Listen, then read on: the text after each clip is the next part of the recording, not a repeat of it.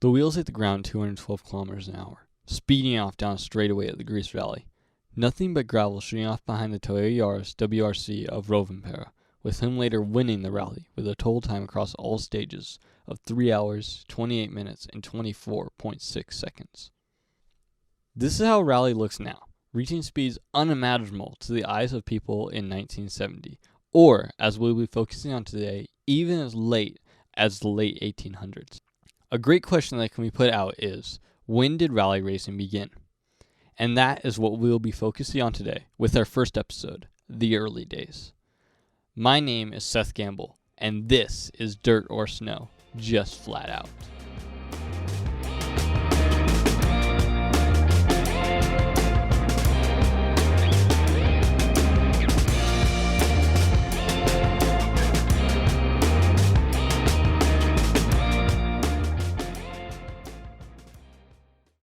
Some would say that the popularity of the sport happened with the Mini Cooper, or with Group B with cars such as the Audi Quattro, or with Colin McRae and his famous slogan, "When in doubt, flat out."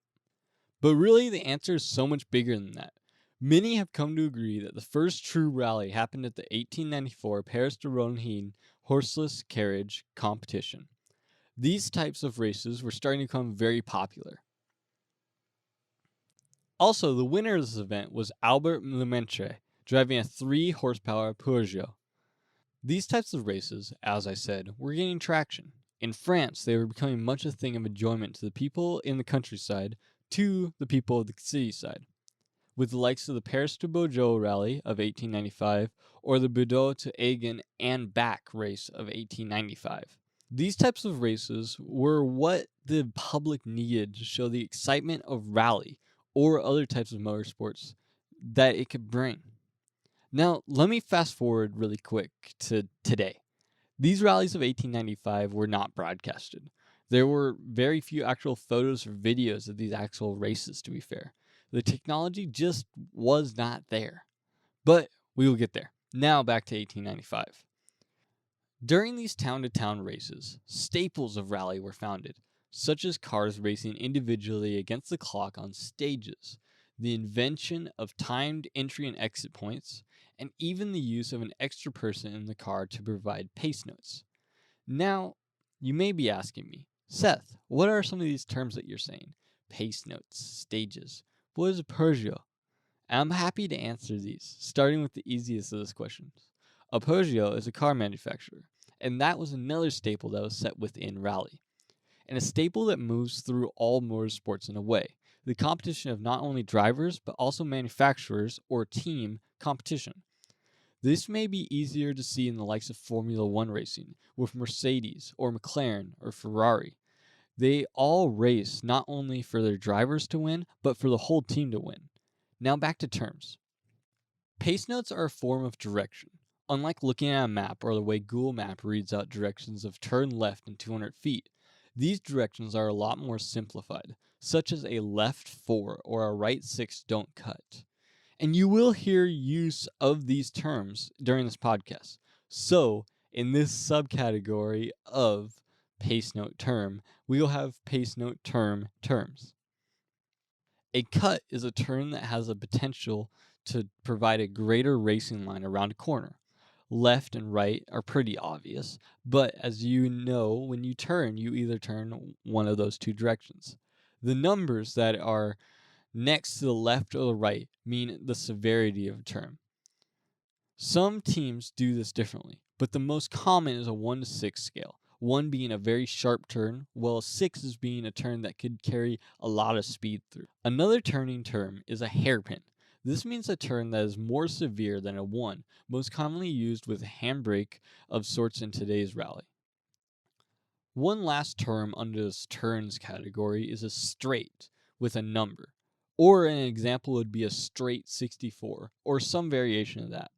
This is meaning the length of a straight in meters, so my example is a straight road for 64 meters. Some other terms that you may hear me say are jump or crest. These are usually indicating that you're going to go over some type of hill, one that if you had enough speed would bring you through the air. The other would be a blind hill in everyday driving. That ends the pace note terms category. Another term that I will use is stage. A modern rally is split up in stages. Think of a stage as a trail in the woods. They are all within the same area, but they are regarded under different difficulty levels, and some even have different terrains, much like a stage. A stage can consist of different terrain. Think snow or gravel or asphalt, something like that. Looking more at the car itself, the most common term you'll hear me use is driver or co-driver. The driver obviously drives the car, while the co-driver reads pace notes to the driver. Pretty simple, right? Cool. Let's continue talking about town-to-town races in the 1890s. Town-to-town races had some problems. The Paris to Bordeaux rally that I mentioned was a total of 732 miles or 1,178 kilometers. These were long races, ones where people weren't up to see the full races. The quickest time at these rallies were 48 hours and 48 minutes, with an average speed of a blistering 15 miles an hour or 25 kilometers per hour. Now, we can look at the rapid development of these types of races by jumping 8 years to the Paris to Madrid rally of 1903. The quickest time of this rally was 5 hours and 15 minutes, or an average speed of just over 65 miles an hour. The rapid development of these cars were not a good thing to the health of both the environment and spectators, but also the drivers. Due to loose surfaces and the unprotected spectators and livestock that had the potential to walk right in the middle of the rally, it led to the cancellation of the event after multiple crashes were recorded. Many that are familiar with rally, at least enough to recognize the car, would think of the cancellation of Group B and the too fast to race fiasco. The event organizers came up with a small solution. Instead of canceling the event altogether, they would change some rules. The event now had to be held on closed highways or purpose-built tracks, different to how it was before 1903. Now, I look back on what I said at the start of this episode, that many agree that this or that is the first rally, but many more people agree that the Monte Carlo rally of 1911 was the first actual rally, due to the event being the first to use the term rally in the namesake. Now, this rally differs from how the rallies of today look and how they worked. The drivers would start from different locations across Europe and then would drive hundreds of miles to get to the location of Monte Carlo. The person who won this rally was Henry Rogan in a Turcat Miri, which at the time was a brand new car featuring 25 horsepower. The point scoring or judging of this race was a little strange. Other than scoring on, well, who came in first, it was instead judged on the looks and comfort of the car, which was done by observers sitting beside the driver. Besides the overall oddities to today's mind, the event was a big success, and with the first technical rally done and over with, it was only looking good from there. Now, here's a word from our sponsor. Okay, to be honest, we don't actually have a sponsor. I just wanted to let you know that if you like what we are doing here at Hometown Productions or Lane Speed Racing with our racing affiliate Aaron Lane, to give us a follow on Instagram, YouTube, heck, even TikTok now. Thank you again for listening and enjoy the rest of the episode.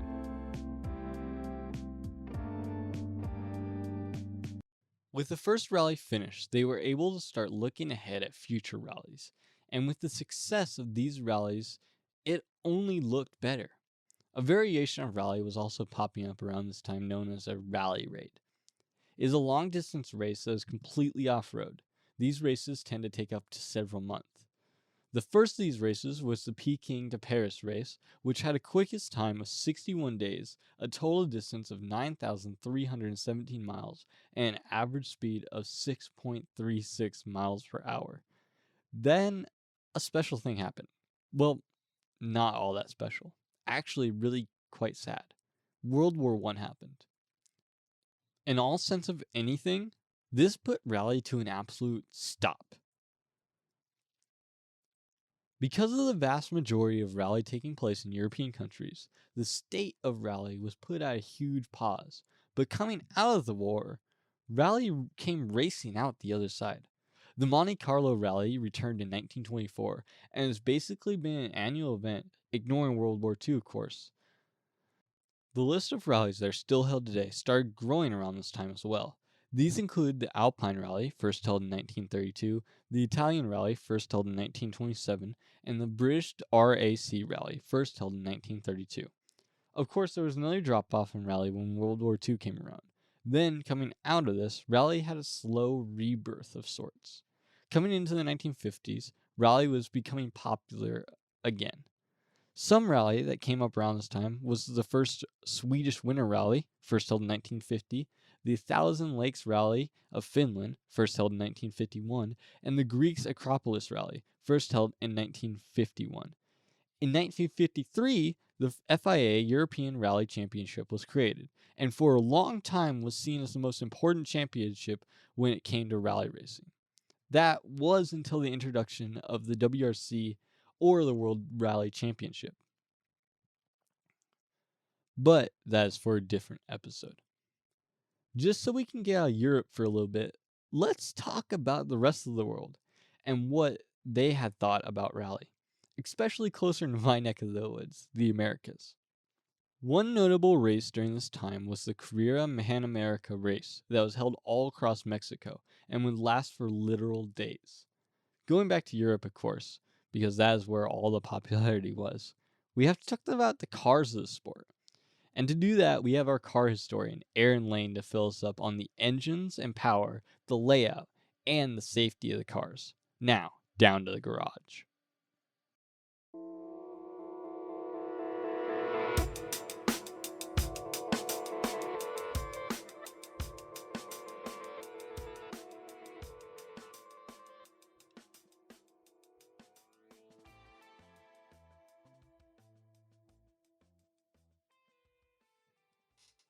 Yeah, thank you, Seth. As you said, my name is Aaron, and welcome to the garage. In this portion of the podcast, we'll be talking about the car's engine layouts, suspension layouts, chassis modifications, and other, forced induction, all-wheel drive systems, but that's for later on.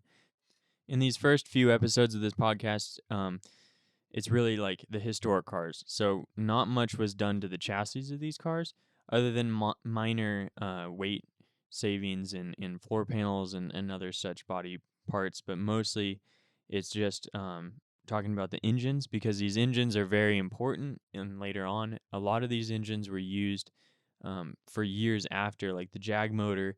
The basis of that motor was used all the way into the late 90s. So these motors and the technology and the developments that they made from the factory standpoint that were used in these rally cars are very historic and important, and just really cool and interesting to learn about. So we'll dive into that.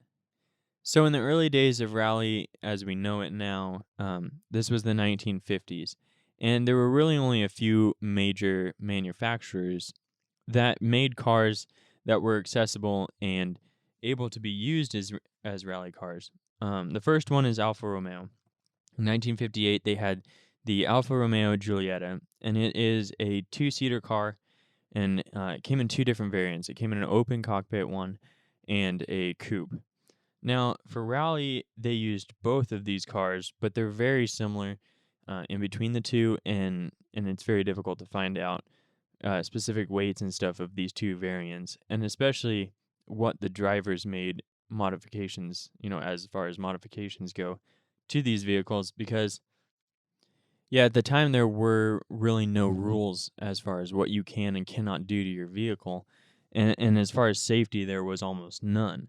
So without the FIA stepping in as they do now, basically people just ran what they had, because you had to find a balance between what was fast but also what was reliable, because we are talking about the 50s, in where the manufacturing wasn't as robust as you can make stuff now with the same power output and with the same weight. So as far as cost-effective means go, it really was best for these people to just find what the manufacturer made. Now, it was a little different in that day, where you could buy, especially from a smaller company such as Alfa, a race-ready Alfa. Now, they made this Giulietta in different trims, and there was a race spec version, but it's nothing compared to what we see as manufacturer race cars these days. So we're going to jump into the Alfa. Now, looking at this car, it's a beautiful car. All these 50s cars, especially these Italian ones, they're more of a work of art than they are a car. Back in that day, they focused more on the styling than they did as far as like the suspension and such. But there was one thing that has always stuck around, and that's power. People really like a good motor. So Alfa made their engine pretty robust, but it was pretty small. It's a 1.3 liter twin cam inline 4. It has dual side draft carburetors, which, as far as I could find, was probably an upgrade from the factory. It also had an aluminum block with cast iron sleeves that were inserted into the block. Now, this is an interesting one because aluminum blocks with cast iron sleeves is nothing new. It was always used in aircrafts from the 20s forward. But in a car, especially of this size and what it was used for, it's kind of an impressive feat to make these work properly. Because the issue is you have different metals and the way that they expand. The metallurgy at the time wasn't as precise as it is now. So they had some teething problems, but they were able to work them out. Another thing this Alfa motor had going for it was that it had a bore and stroke of 74 millimeters by 75 millimeters. And you'll see this become more apparent later on in different cars, but what this is a very square setup, as they call it, meaning that the bore and the stroke are very close in relationship to each other in size, which means that it has an ability to rev up higher, faster, and a lot more balanced than, say, a motor with a longer stroke than bore. The longer the stroke, the more the piston has to move. And if you look at the way the crankshaft is made, the piston doesn't move at a constant rate. It actually accelerates and decelerates through the middle, the middle portion of the stroke. So if you have a long stroke, there's more time which the cylinder, or the piston, rather, is accelerating and decelerating. So that takes energy off the motor. Whereas if you have a motor like this one in the Giulietta that was a 74 millimeter by 75 millimeter bore and stroke, it's very square, allowing it to just wrap up quickly and rev out a lot more smoothly. It doesn't have a lot of resistance and parasitic losses, it's called. You'll see this very common in later models of race cars, not just from Alfa Romeo, but all across the board, where they may take a stock motor and possibly de-stroke or de-bore it, meaning that it has a smaller piston in diameter or a shorter stroke. It's more often common to de-stroke a motor because the stroke is usually the longer and easier one to change. This Alfa Romeo actually is quite impressive on how they were able to get a high compression ratio. In modern sense, it's very common to see this number or higher, but back in the day with the fuels and the way that they were made and the engines and the tolerances, this car had a compression ratio of 9.7 to 1, meaning that the air in the cylinder would be compressed 9.7 times what it would be naturally in the piston. It's a little hard to describe without a diagram, but basically the math is you take the bore and the stroke and you divide it by the area and you get basically a ratio. And that's the amount of compression that happens. All of this compression ratio of 9.7 to 1, the 1300 cc, which is 1.3 liters, and the short bore and stroke of this motor allowed it to make 99 horsepower at 6,500 RPM. Now, I couldn't find an exact specification of what they revved this motor out to, but I would guess it was probably north of 7,000 RPM, which at the time is pretty impressive considering how much force that is. That is 7,000 revolutions per minute, which, I mean, the connecting rods and all of the crankshaft, your connecting rods, your bearings, those are under tremendous amount of stress when you're over anything 4,000 RPM, which at the time is like what an American V8 would make. You know, a small block Chevy can't really rev out much past 4,500 RPM in stock trim. So when you think that this car made its power at 6,500 RPM, that's pretty impressive. And all of this coming out of a 1.3 liter, they really put in their work to make this thing make 99 horsepower. A couple other things that they implemented on this motor was that it had an aluminum head. Now, an aluminum head combined with an aluminum block at the time is pretty impressive, and that's why they were able to use the cast iron sleeves to make it work right. But the aluminum allows for better weight and better heat transfer. It doesn't heat soak as bad as a cast iron head would.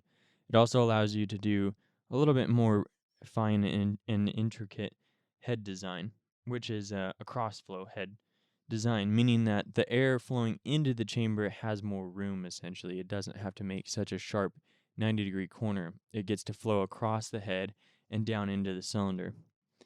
So, along with this cross flow design, it had 2 valves per cylinder, which is not as many as a later version of this motor. They wound up using this motor for quite a while. However, this one just had 2 valves at 80 degrees apiece, meaning that the valve was not 90 degrees down into the piston.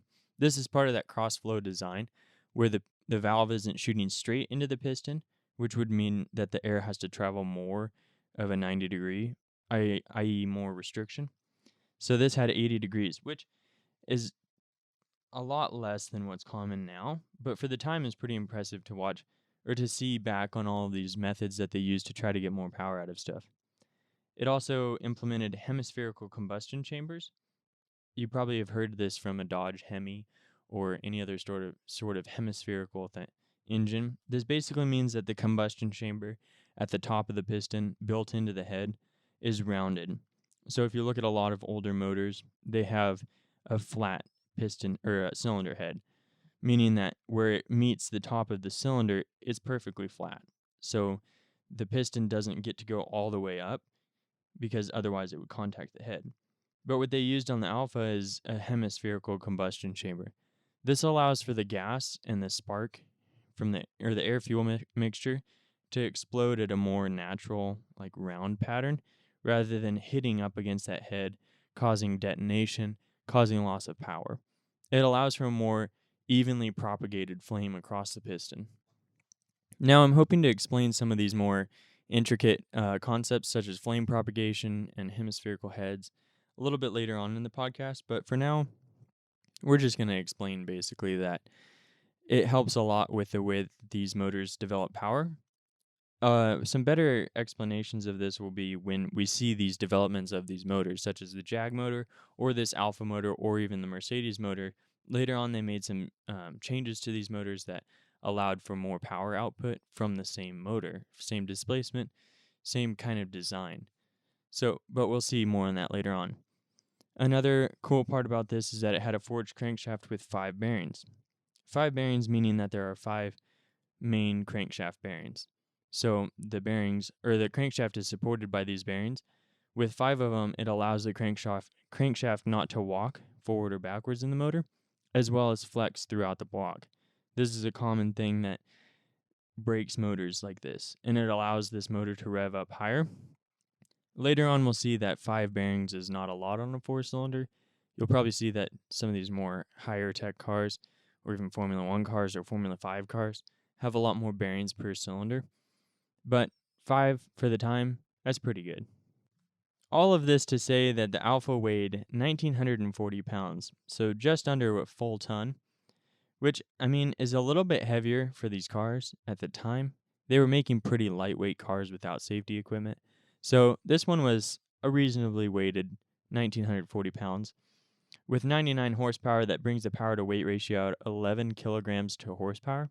I'm going to use this measurement as a standard. You see that I'm using pounds as the weight because it's a little bit more standard in the US to use pounds.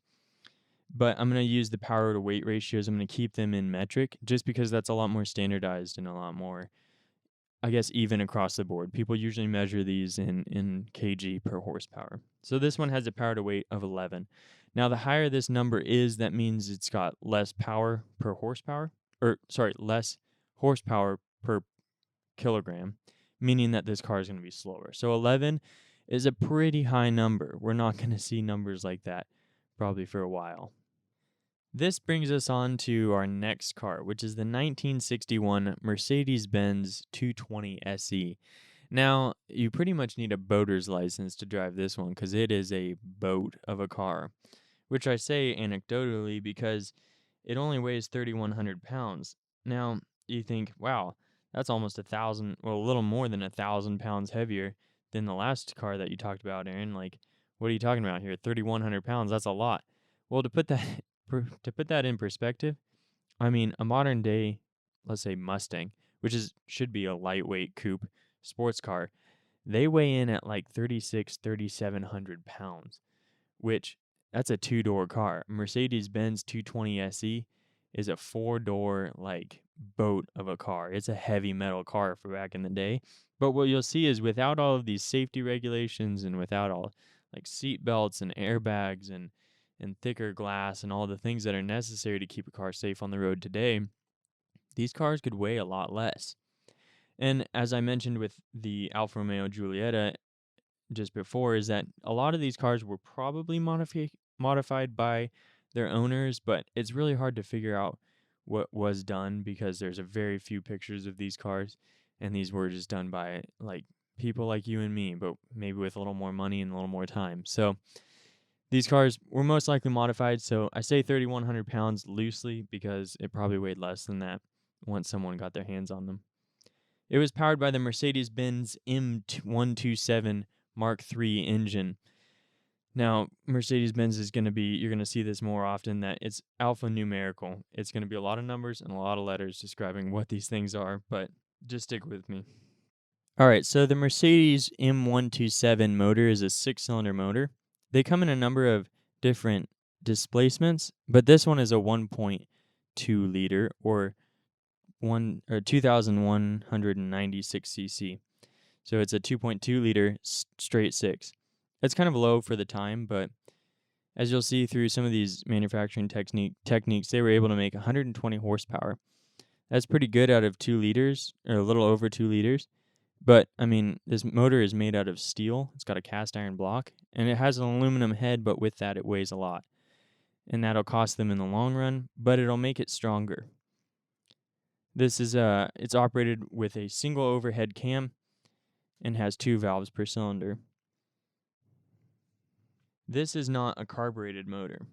Now, Mercedes-Benz used fuel injection in World War II in a lot of their fighter aircrafts, and they carried this over to production cars afterwards. They used a manifold injection Bosch 2-plunger injection pump. Now, this is not an electronic injection system, as you'll see later on. This is a mechanical fuel injection. Now, it's a pretty complicated system, and it relies a lot on vacuum and mechanical pumps, usually running off of the camshaft, and this one is too. It also has single overhead cam with 2 valves per cylinder. That's an inlet and an exhaust valve. These are mounted almost vertically in this motor, unlike the Alfa, and they're running off of a chain drive, which it doesn't usually lose that much power, but sometimes you lose more with the chain drive versus a belt drive. So this motor is fuel injected, which should allow it to make more power, but it really doesn't. This one also has 4 bearings, so one thing they ran into a lot was crankshaft flex, meaning that the crankshaft would bend under power, really limiting their horsepower and really limiting their RPM. This is an interesting one in rally and racing, that RPM can be your friend. Even though it makes 120 horsepower at the crankshaft, sometimes you need to rev a motor way out in order to get that gearing to work right. Sometimes you don't want to have to leave it in a very tight rev range. So as far as this car goes, the motor wasn't the greatest. But it did have one thing going for it: Mercedes-Benz German reliability. This car, like I said, was a tank for the time. It was really built well. The German manufacturing methods were a lot higher than the Italian ones, and you're going to see that forever. But you're really going to see that in the 50s and 60s, where the Germans just, with the right materials and the right time, they could make some seriously good vehicles. I know I bashed on this motor before, but it was used for years and years afterwards in all sorts of vehicles, both racing applications and in civilian use. All right, so now that we know a little bit more about this motor, We know that it was used for a very long time. I don't remember the specific dates, but I know that it was used for a long time afterwards.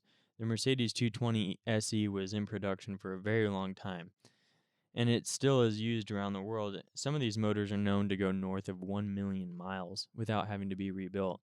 They are a tank of a car.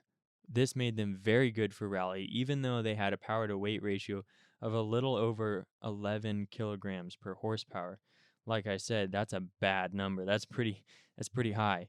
But for the time, it made pretty decent power, and it was super reliable. This motor was almost bulletproof. That moves us on to the Jaguar. It is a little bit better of a motor, but probably not as reliable. These are known to be historically a very good race motor, but not always a very reliable street car motor. Let's talk about the Jag Xk120. This is the 1950 Jaguar Xk120. This is a properly good car. It's a small two-seater made in both an open cockpit and a coupe style. The one that we're talking about in particular that was used in racing applications is only the open top version, usually with the passenger seat removed and stripped down for lightness. This car out of the factory weighed 2,900 pounds, but I'm guessing, and some other reports have shown, that they weighed almost 400 pounds less in race trim, and that's impressive for the time. They have a power to weight ratio of 8.27, which is a lot better than the Mercedes and Alfa before it. It's a 3.4 liter straight six motor, making about 160 horsepower. The later figures, and just a year later, they were able to make 180 horsepower, and the next year later, 210 horsepower. These increases kept coming. Later variants of this motor, which were used all the way up into the 90s, produced well over 500 horsepower. That's at the engine. This motor has a bore and stroke of 83 by 106. They used that 106 figure to allow it to have that 3-liter displacement. At the time, before forced injection was regularly used, there really was no replacement for displacement. So they opted for a little less RPM, but a lot more power. This is a cast iron block motor with an aluminum head. And as I said, these were used well into the 1990s, and have won hundreds and hundreds of races, and have entered in and finished most of those races. Used in both sprint car, sport car, rally, and endurance racing, these motors are highly popular and very well sought after to have. In this car, with a lighter weight and the two-door and the racing chassis, they were a pretty good car. These cars were extremely fast, but also very deadly. We'll talk about that later on, how Jaguar doesn't have the best reputation with keeping its drivers alive. In 1956, Jaguar came out with the Mark 7. Now this is a lot more of a family car, if you could call it. It's a 5-door, so that's 4 main doors and a back hatch. This is kind of more what you would expect to see in rally in the modern day sense, whereas it's not a stripped down, lightened, race-only car. This is a family sedan, but with a race car motor. This has the same motor as I talked about in the Jag Xk120, but in 1956, this motor was able to make over 220 horsepower. Through these additions of side draft dual carburetors or even triple carburetors, these motors were able to produce a lot more power. For their weight, they were pretty good. In the Jag Mark 7, with a weight over 3,000 pounds, it was able to have a power-to-weight ratio of 7.98 kilograms per horsepower. That's pretty good. That's almost what you would see in some modern level ARA, which is an American Rally Association, novice spec cars. In the US, modern day terms, we're limited to a 3,400 pound weight minimum, meaning that the car can't weigh over 3,400 pounds, and it has to have a restrictor of 30 millimeters for a novice. This means that only 30 millimeters of area for the opening of the inlet to the turbo. That restricts the power down to usually about 160 horsepower, sometimes less, depending on displacement. So when you figure that the Jag Mark 7 was able to make 220 horsepower, that's pretty good when you're talking about that much power for the weight that it had, for the time that it was in. This is all before 1960. I would say it's a pretty good car. But there's something that separates these 1950s and 60s cars with what we would have in the modern day or even in the late 70s and 80s, and that's suspension and chassis setups. We'll dive into that more next episode, but for now, just know that these people were really not modifying much other than the engine and basically just throwing out stuff. Like the Jaguar Xk, they had wooden floors in the racing trim. And the Jag 120 or the Xk120, they were all aluminum body, but with leaf spring suspension. It worked for the time, but modern day power has changed and suspension needs to be able to cope with that. The other thing that changes along with that later on we'll see is the tires. Tire technology in the 50s and 60s, not very good. Tires were basically what you could get. You would run a street tire on a rally circuit, not even a winter tire, a street tire. They were bias ply. These bias ply tires are made of 2 layers of Kevlar, not even at the time, usually nylon and rubber. These are laced together. Modern tires have steel belts wrapped in with them and are usually 10, 12, and even 14 ply. Especially in rally tires, it's not uncommon to see many more ply than that wrapped in with steel and higher and better compounds of rubber. So at the time, it was really very common to see blowouts, even on the street. You're talking about nylon, that's what's in your clothes, and mixed with rubber. It was kind of a bad combination, and weather and heat and tire degradation was a big factor in these cars, but it wasn't as much as who could make it better. It was who could keep the car alive the longest. At this time, people were really only thinking about how can I make this car faster by throwing more power on it. It wasn't about how can I make this car faster by giving it better tires or giving it better suspension. It was all about add lightness and add power, add simplicity. These are terms that you'll later see with Lotus and McLaren as they tried to make their cars faster with only power. In rally, it kind of makes sense, but in some ways you'll learn that the more power you have, the quicker you get into bad situations. And what you really need is to be able to have the car stop and turn as well as it can go in a straight line.